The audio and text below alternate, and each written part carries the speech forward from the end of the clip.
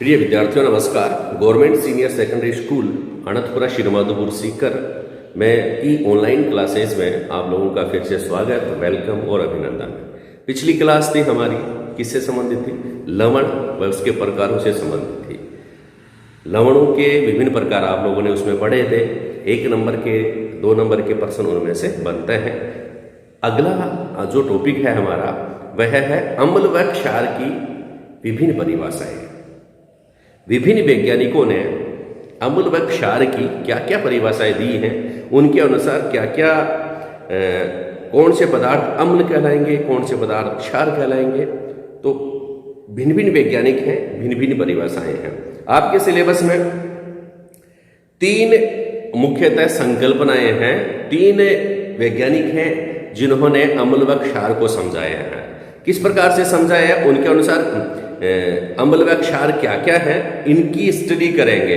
ध्यान से सुनेंगे ना, तभी तो पहली परिकल्पना जो है, पहली संकल्पना है ओरेनियस संकल्पना।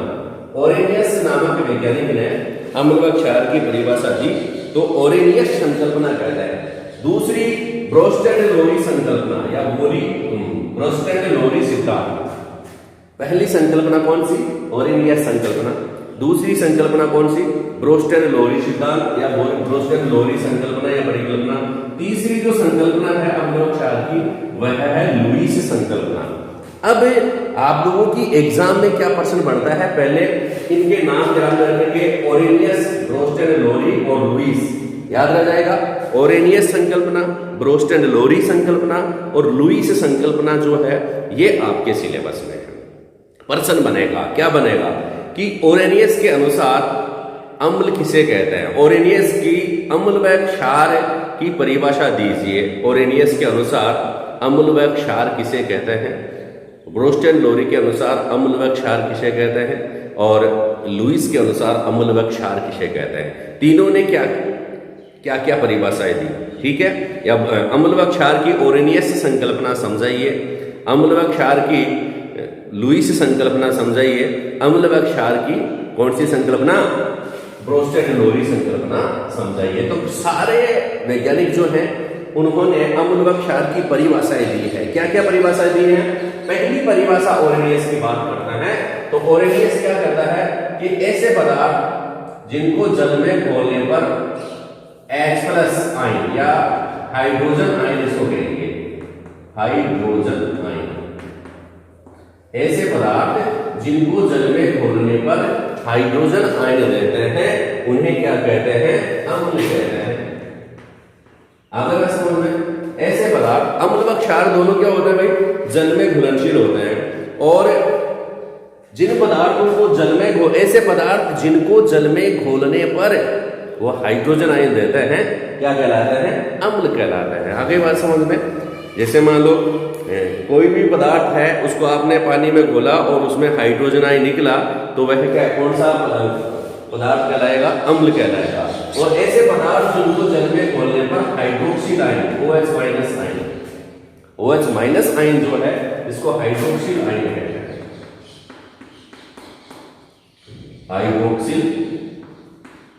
Hydroxyl ion.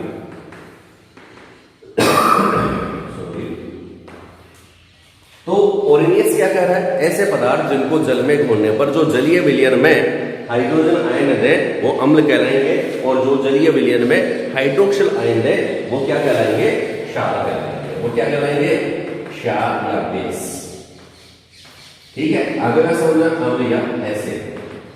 आगे बात समझना, सिंपल परिभाषा तो पहले आप ध्यान में रख लें। ओरेनियस के अनुसार ऐसे पदार्थ जो जलीय विलयन में हाइड्रोजन आयन देते हैं वे अम्ल कहलाते हैं। लिख लीजिए इस बात को।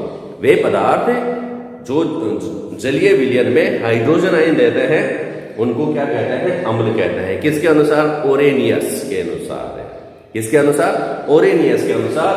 और ऐसे पदार्थ जो जलीय विलयन में हाइड्रोक्सिल आयन देते हैं उन्हें क्या कहते हैं? क्षार कहते हैं। हाइड्रोक्सिल आयन का क्या सूत्र होता है? OH- ion. OH- ion hydroxyl ion. ठीक है। दूसरा जो थ्योरी है ब्रोस्टेड-लोरी। ब्रोस्टेड-लोरी क्या कहते हैं भाई? ऐसे पदार्थ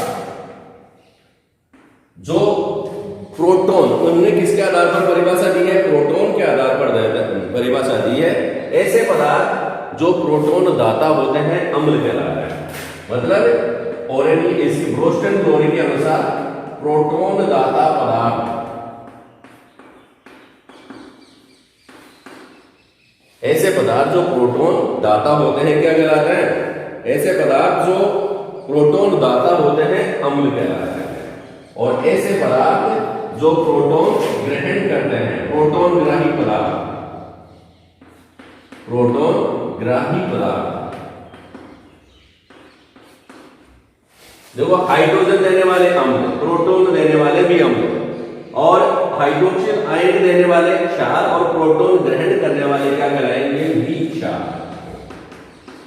अलग अलग वैज्ञानिकी के अनुसार आप लोगों को याद रखना पड़ेगा।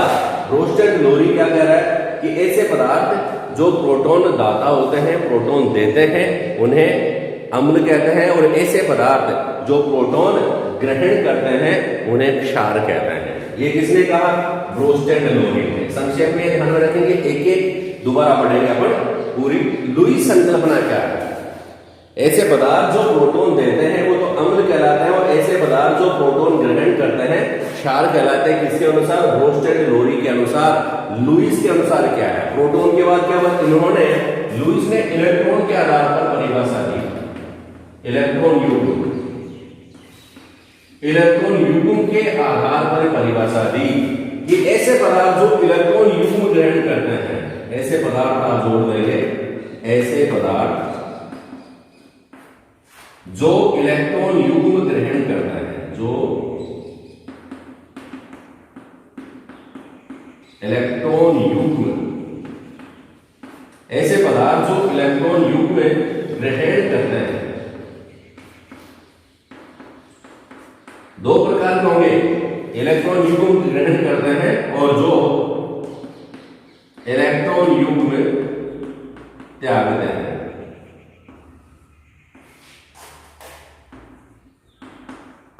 युग्म देते हैं, ये मान लिया। दो प्रकार के पदार्थ हो गए।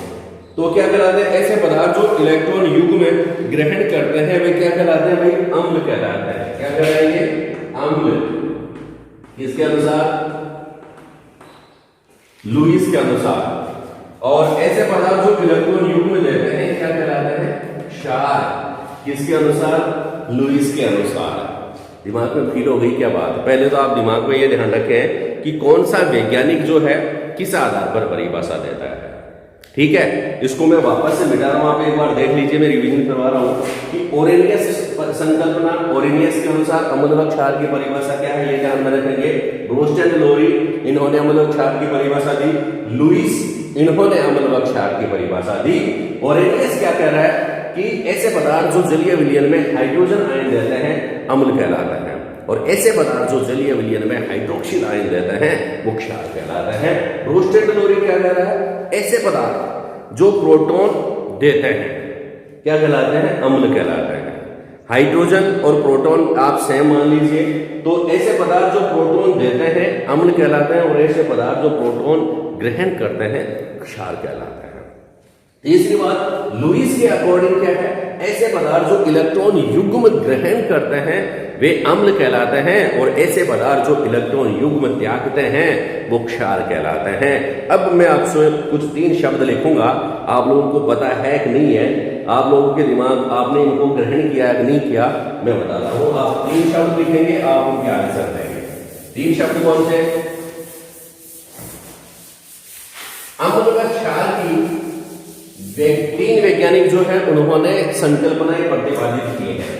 पहली संकल्पना मैंने बता दी थी ओरेनियस के अनुसार, ओरेनियस, ठीक है।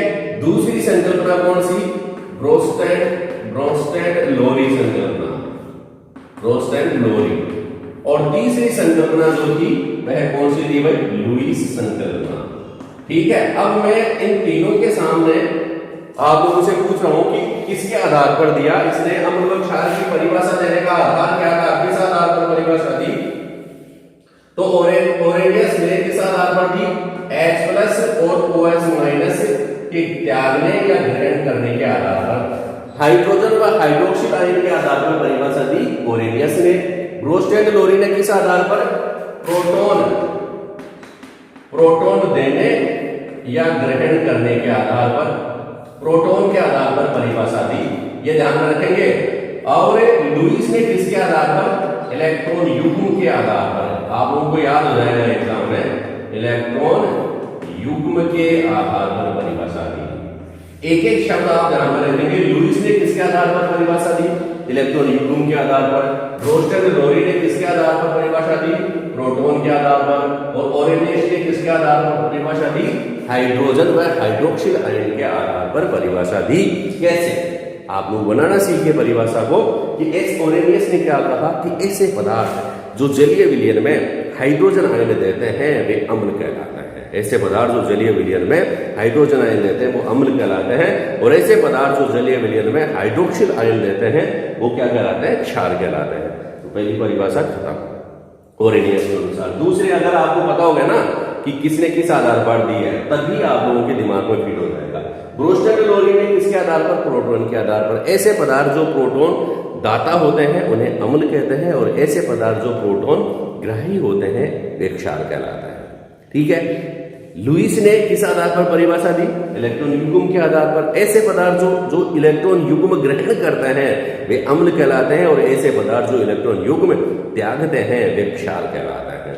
अगली बात समझ में। अब देखिए आगे, अब हम चर्चा करेंगे ओरेनियस परिकल्पना के अनुसार। ओरेनियस की परिकल्पना क्या है, ओरेनियस की संकल्पना क्या है, ओरेनियस की थ्योरी क्या है, हम चर्चा करने जा रहे हैं। ध्यान से सुनेंगे। 2 नंबर का प्रश्न आ गया, ओरेनियस संकल्पना को समझाइए। ओरेनियस संकल्पना।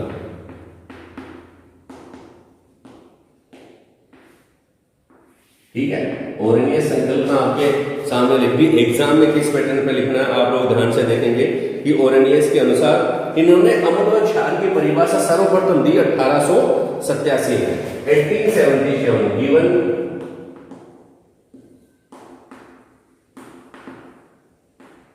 1887 में अम्ल व क्षार की सर्वप्रथम परिभाषा किसने दी है? ओरेनियस के ने दी।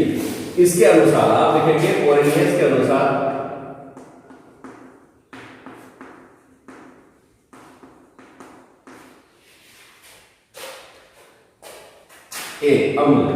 अम्ल किसे कहेंगे?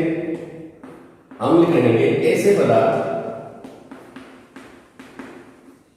ऐसे पदार्थ जो जलीय विलयन में हाइड्रोजन आयन देता है, जो जलीय विलयन में ऐसे पदार्थ जो जलीय विलयन में हाइड्रोजन आयन देता है, H+ आयन देते हैं, अम्ल कहलाता है।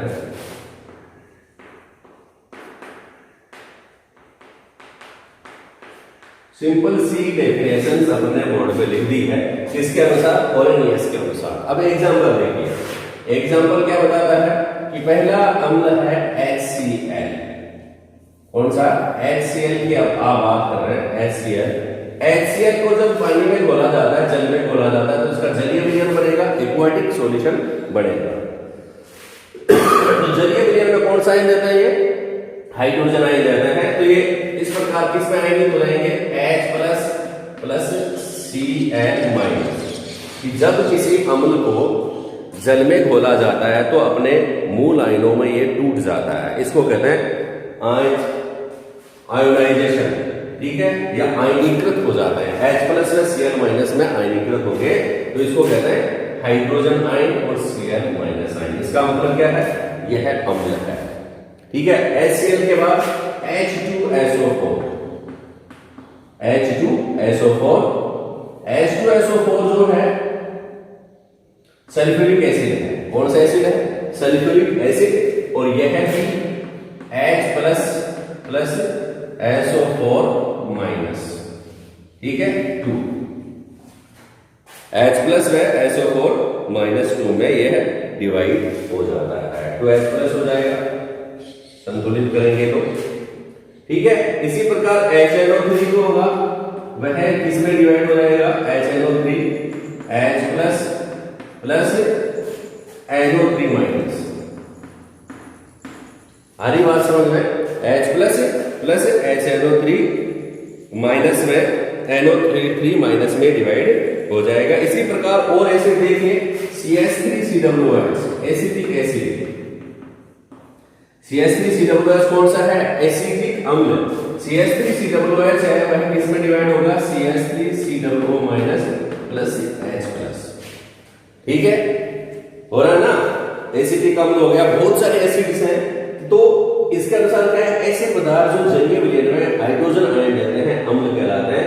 HCl H प्लस और Cl माइनस में, H2SO4 2H प्लस और SO4 माइनस 2 में, और HNO3 H प्लस और NO3 माइनस।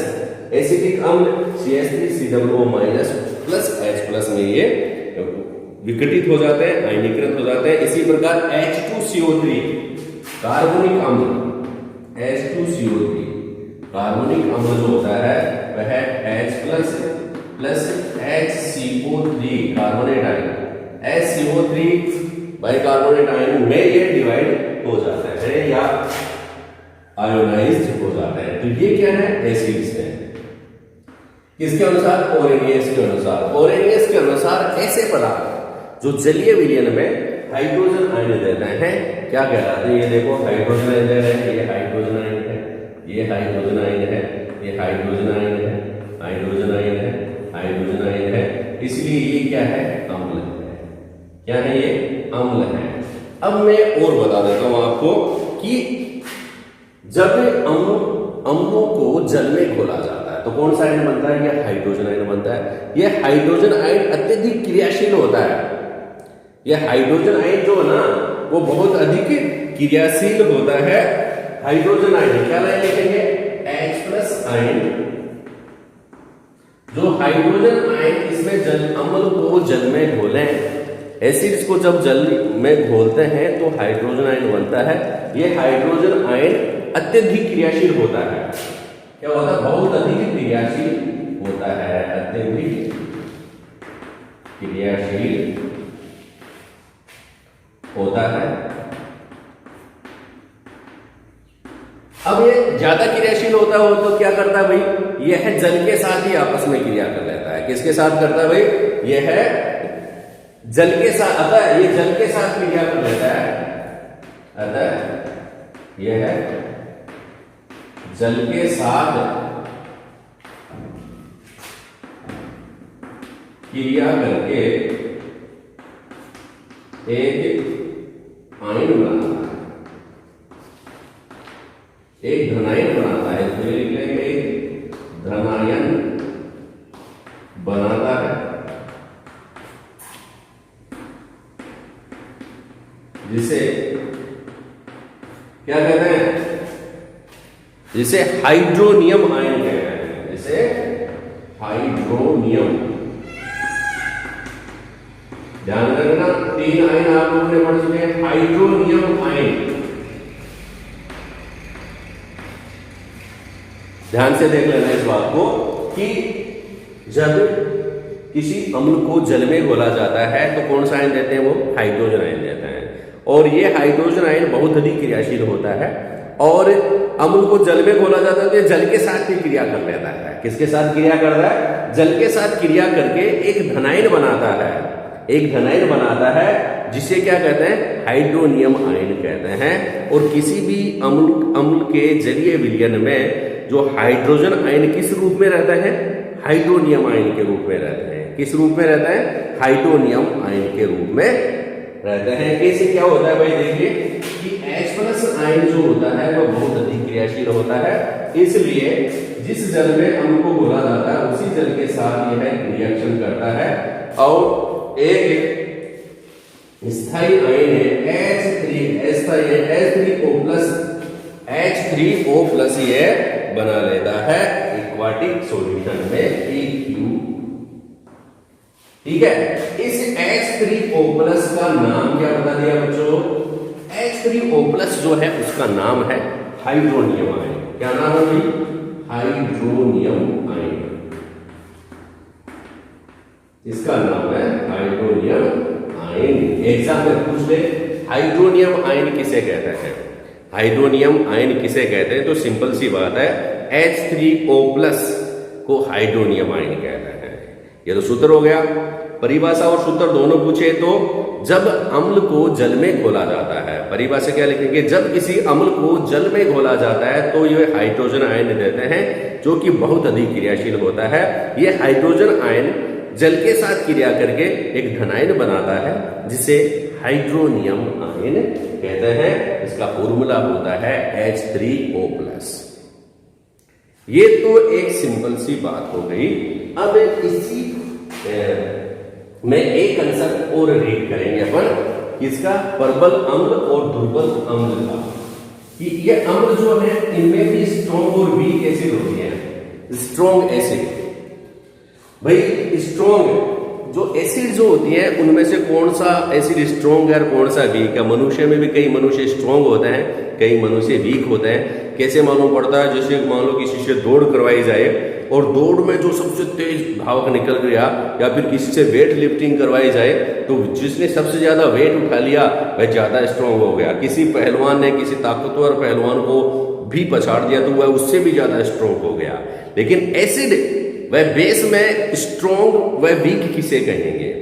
तो एसिड, उस एसिड को ज्यादा स्ट्रांग कहेंगे जिनको जब जल में घोला जाए तो वह ज्यादा मात्रा में हाइड्रोजन आयन दे, या पूरी तरह से जितने हाइड्रोजन वो सारे हाइड्रोजन दे दे, जितना जोर है उतना पूरा लगा दे।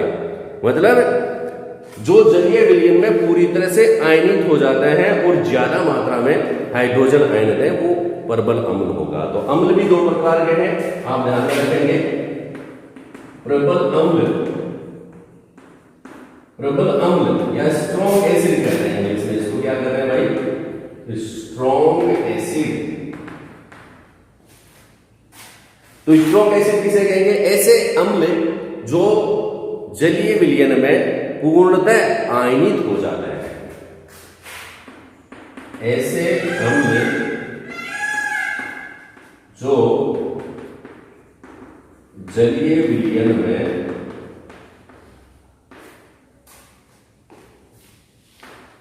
पूर्णतः आयनित हो जाते हैं, पूर्णतः आयनित हो जाते हैं, कंप्लीटली आयोनाइज्ड हो जाते हैं, उनको क्या कहते हैं? स्ट्रॉन्ग। उन्हें प्रबल अम्ल कहते हैं। उन्हें क्या कहते हैं? प्रबल अम्ल कहेंगे। पूरी तरह से अगर आयनित होंगे तो इन्हें अपन क्या कहेंगे? प्रबल अम्ल कहेंगे। और कुछ अम्ल जो है वो पूर्णतः आयनित नहीं रहते हैं, कुछ मात्रा में वह अनआयनित अवस्था में भी पाया जाता है। ठीक है, पूरी जितना अम्ल डाला वह पूरी तरह से आयनों में विघटित नहीं हुआ है, तो पूर्णतः आयनित नहीं होते हैं, उन्हें दुर्बल अम्ल कहते हैं। मतलब सिर्फ नहीं लिखना है, दुर्बल अम्ल। दुर्बल अम्ल की परिभाषा में क्या लिखेंगे? वीक एसिड इनको कहेंगे भाई, वीक एसिड। वीक एसिड किसे कहेंगे? ऐसे एसिड या ऐसे अम्ल जो जलीय विलयन में पूर्णतः आयनित नहीं होते हैं। इसका ये इनका कुछ भाग अनआयनित या अआयनित अवस्था में रह जाता है, अवियोजित अवस्था में भी ये कुछ मात्रा में रह जाते हैं। इनको कहते हैं दुर्बल अम्ल।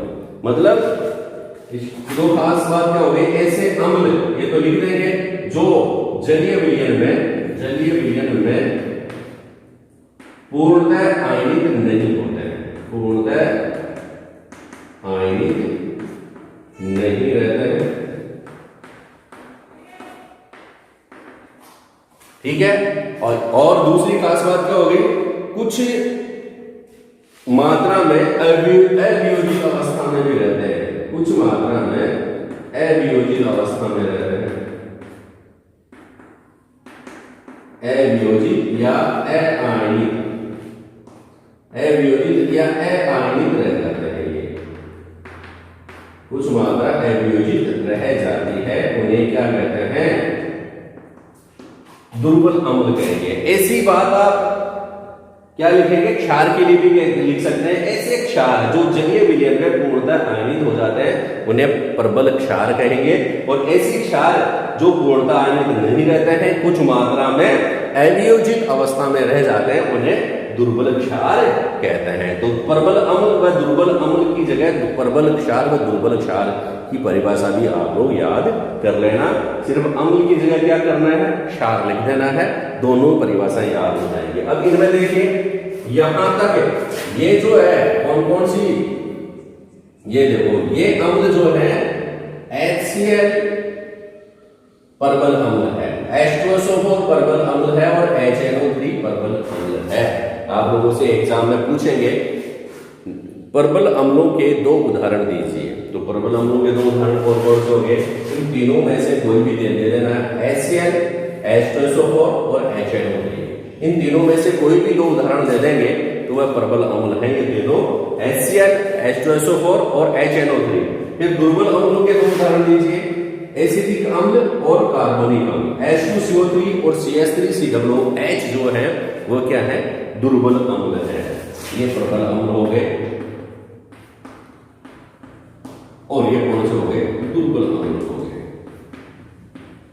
आगे बात समझ में। अब इसी प्रकार ओरेनियस ने क्षार की परिभाषा दी है, तो अपन देखते हैं नेक्स्ट क्षार।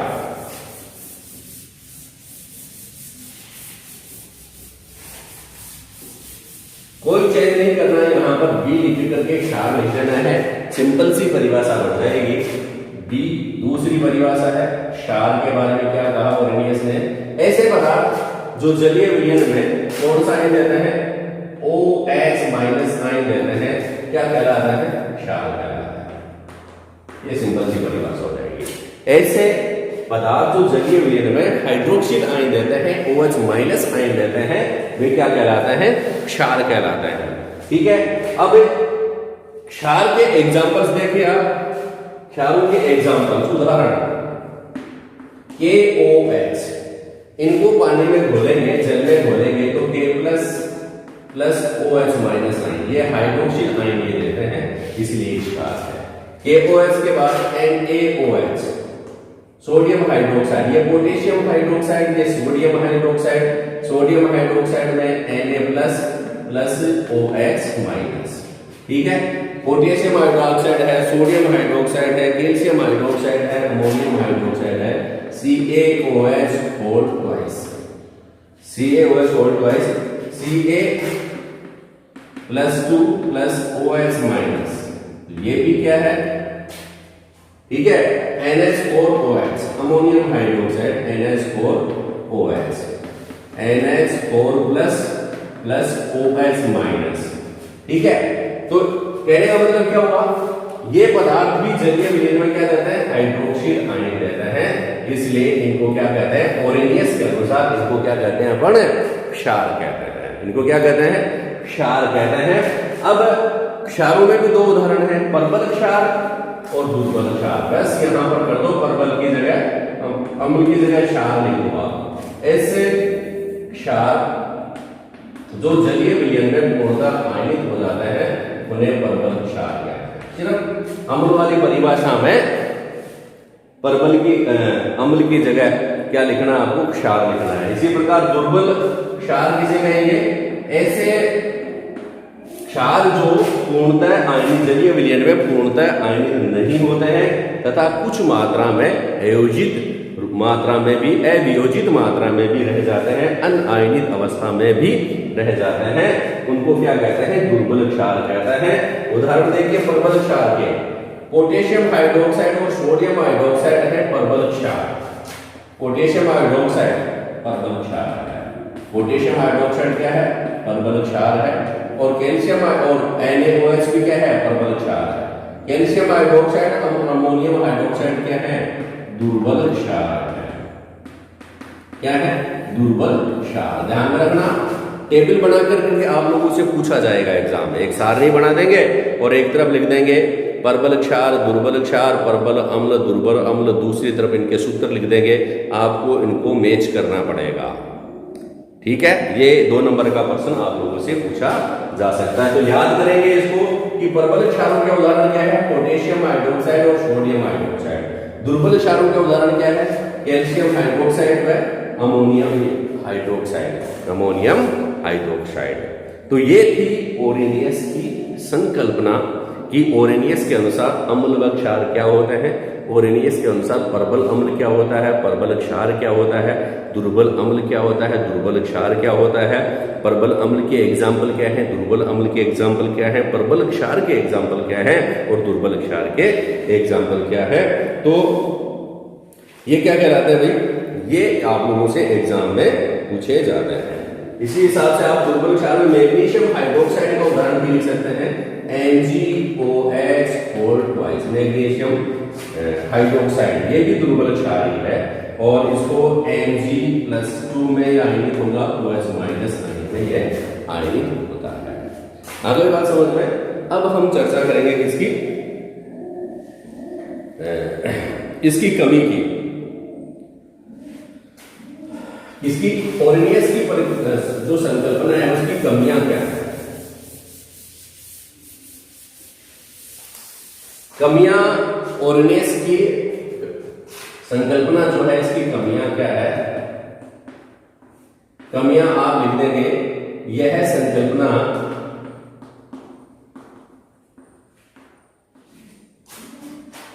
उन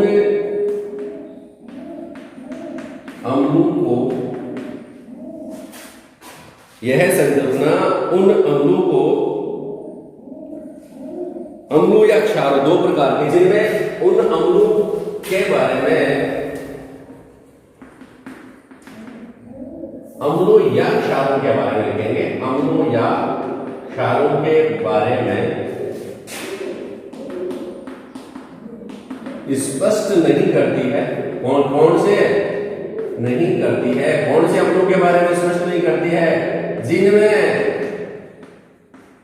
H+ व OH- आयन नहीं होते हैं।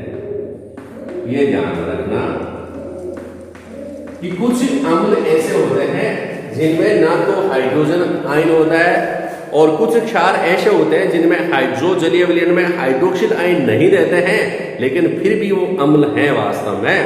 तो ये आप लोग ध्यान में रखेंगे कि ये ओरेनियस की संकल्पना इस बात को नहीं समझा पाती कि ऐसे अम्ल या ऐसे क्षार जिनमें क्रमशः हाइड्रोजन आयन नहीं हो और हाइड्रोक्सिल आयन नहीं हो, लेकिन फिर भी वो अम्ल होते हैं, तो वो किस प्रकार से अम्ल होते हैं, उनमें अम्लीय गुण किस प्रकार से आते हैं, इस बात को ये स्पष्ट नहीं कर सका। यह इसकी मुख्य कमी थी।